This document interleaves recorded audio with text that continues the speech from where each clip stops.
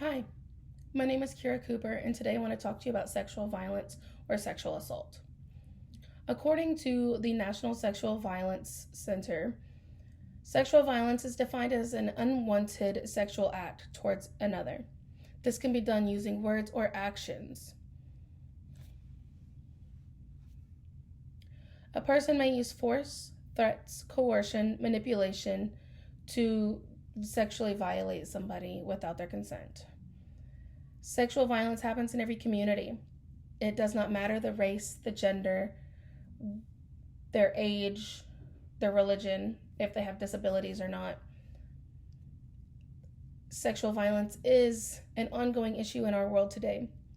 On average, there are 463,000 individuals a year who are sexually assaulted. In that number, there is nobody under the age of 12. Everybody that is listed into that statistic are 12 and up, and they are only the ones that have actually reported the assault taking place. The Centers for Disease Control and Prevention state that over half of women and 1 in 3 men have experienced sexual violence at some point in their lifetime. Majority of sexual assault is committed by somebody close to them, an intimate partner, a family member, a close friend, or even a superior at work. Other times, it is a random act from a stranger.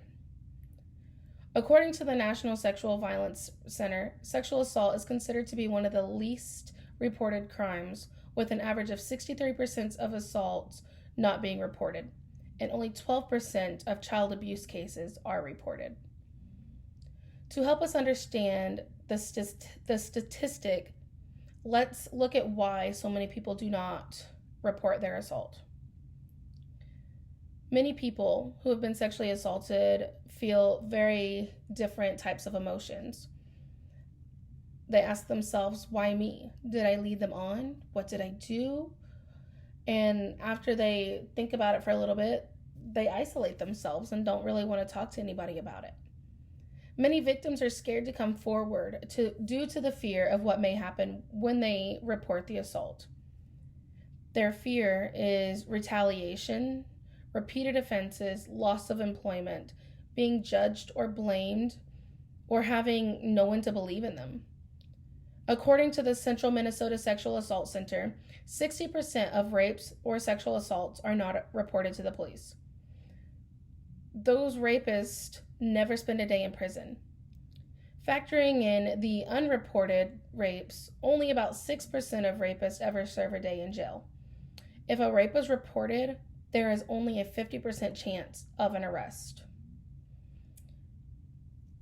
The fears that I have just listed are just a few of the reasons why so many people do not report that they have been sexually assaulted. Because sexual assault is a violation to an individual's rights to their body, there is a history of sexual abuse and trauma leading to a lifetime of mental diagnosis. According to the Library of Medicine, many sexual assault victims struggle with anxiety, depression. They also struggle with eating disorders, confidence, PTSD, as well as some have tried to commit suicide. There are many ways that one can overcome their trauma and live a normal life. There's a hotline from helpguide.org. Therapists can use many different techniques. Individuals also have learned to teach themselves to either mask the pain or work through it so they no longer have that trauma, and it helps them control their intrusive thoughts. Throughout this speech, I have used the term victim to describe those who have been sexually assaulted. I prefer to call us survivors. Through this presentation, I hope to have informed you about the effects of sexual assault and inspired you to look at the people around you. Being sexually assaulted is something that is extremely traumatic. Many victims have learned to speak their mind and learned to mask the pain that they are going through. Survivors learn to work through the pain that they have felt. Sexual assault does not have to ruin your life. Many sexual assault survivors move forward in healthy ways and recover from the traumatic experience, giving them a chance to be a voice for others like I have done for you today.